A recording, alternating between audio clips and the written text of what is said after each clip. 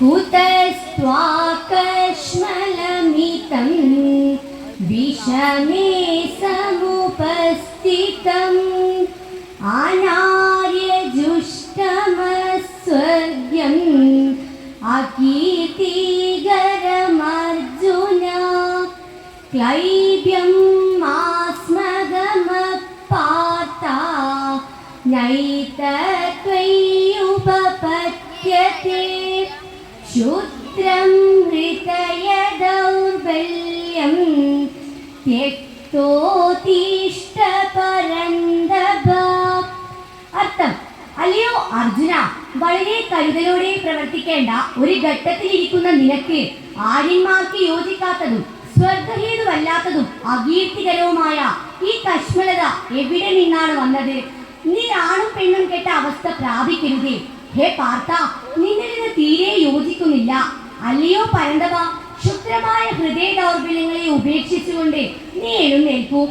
ആശയ വിശദീകരണം: സ്വധർമാചരണത്തിന് വന്നിട്ട് മമത്വാൽ ബാധിക്കപ്പെട്ട് നിറഞ്ഞ കണ്ണുകളോടെ മുഖവും താഴ്ത്തിയിരിക്കുന്ന സമയത്താണ് ഭഗവാൻ ചോദിക്കുന്നത്: അല്ലയോ അർജുന, വളരെ കരുതലോടെ പ്രവർത്തിക്കേണ്ട ഒരു ഘട്ടത്തിലിരിക്കുന്ന നിനക്ക് ഈ കശ്മലത, ഈ നിസ്സാരഭാവം എവിടെ നിന്നാണ് വന്നത്? യുദ്ധരംഗത്താണ് നീയുള്ളത്. വളരെ കരുതലോടെ ഓരോ പ്രവർത്തനവും ചെയ്യേണ്ട സമയത്ത് എവിടെ നിന്നാണ് ഈ നിസ്സാരഭാവം വന്നത്? ഒരു പ്രധാനപ്പെട്ട ചോദ്യമാണിത്. അർജുനനോടുള്ള ചോദ്യം മാത്രമല്ല, നമ്മളാകുന്ന ഓരോ അർജുനന്മാരോടുമുള്ള ചോദ്യം തന്നെയാണ്. നമ്മൾ പലരും ഈ അവസ്ഥയിലൂടെ കടന്നുപോയവരായിരിക്കാം. പ്രത്യേകിച്ച് ഇന്നത്തെ സമൂഹത്തിലെ കുട്ടികൾക്ക് ആത്മവിശ്വാസവും മാനസികമായ കരുത്തുമെല്ലാം കുറഞ്ഞു വരുന്ന അവസ്ഥയാണ് കാണാൻ സാധിക്കുന്നത്. ഉദാഹരണത്തിന്, നന്നായി പഠിച്ച് പരീക്ഷയ്ക്ക് പോയിട്ട് പരീക്ഷാളിൽ ചോദ്യപേപ്പർ കിട്ടുന്ന സമയത്ത് തളർന്നു പോകുന്ന കുട്ടികളുണ്ട്.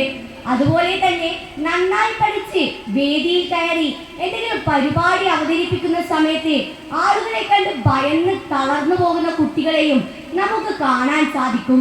അതുതന്നെയാണ് ഇവിടെ യുദ്ധരംഗത്തേക്ക് വന്ന് തന്റെ ബന്ധുമിത്രാദികളെ കണ്ട സമയത്ത് ഇവരോടാണോ ഞാൻ യുദ്ധം ചെയ്യേണ്ടത് എന്നൊരു ചിന്ത വരികയും എങ്കിൽ ഞാനിനി യുദ്ധം ചെയ്യുന്നില്ല എന്ന് പറഞ്ഞുകൊണ്ട് ഇരുന്ന് കരയുകയും ചെയ്യുന്ന വില്ലാളി വീരനായ അർജുനനെ നമുക്ക് കാണാൻ സാധിക്കും.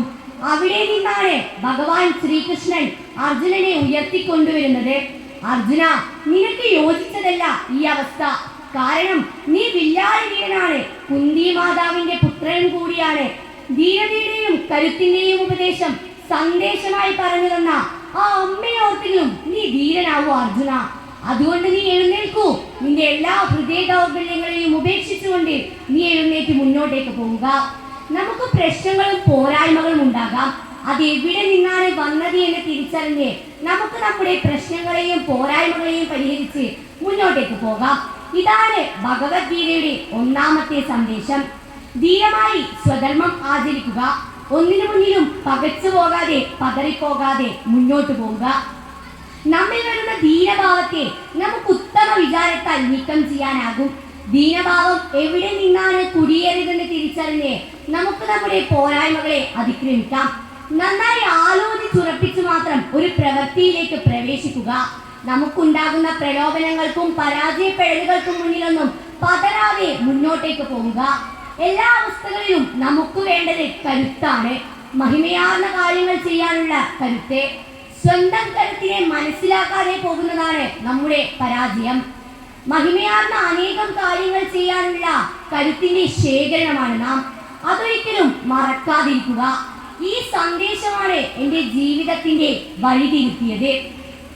കുരുക്ഷേത്ര ഭൂമിയിൽ യുദ്ധത്തിനിടയിൽ അർജുനൻ തന്റെ വില്ല് താഴെ വെച്ച് വിഷാദിച്ചിരുന്നപ്പോൾ സാക്ഷാൽ ഭഗവാൻ ശ്രീകൃഷ്ണൻ നൽകിയ ആത്മവിശ്വാസമാണ് പിന്നീട് യുദ്ധത്തിന്റെ ഗതി മാറ്റിയത്.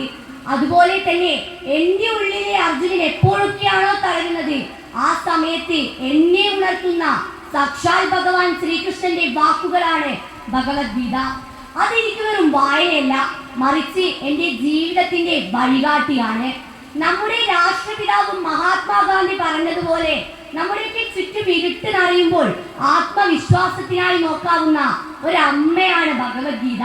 എൻ്റെ ഇനി അങ്ങോട്ടുള്ള ജീവിതയാത്രയിൽ എൻ്റെ അമ്മയായും എൻ്റെ നല്ലൊരു സുഹൃത്തായും എൻ്റെ കൂടെ ഉണ്ടാകണമെന്ന് ഞാൻ ആഗ്രഹിക്കുന്ന ഒരു കാര്യമാണ് ഭഗവത്ഗീത. ഒരു മതഗ്രന്ഥം എന്നതിലുപരി ഒരു കുഞ്ഞിനെ എങ്ങനെയാണോ സംരക്ഷിച്ച് അമ്മ കൊണ്ടുപോകുന്നത്, അതുപോലെയാണ് ഭഗവത്ഗീത പഠനത്തിലൂടെ ഓരോ വ്യക്തികളെയും ഭഗവത്ഗീത സംരക്ഷിക്കുന്നത് എന്ന് പറഞ്ഞുകൊണ്ട് ഞാൻ നിർത്തുന്നു. നന്ദി, നമസ്കാരം.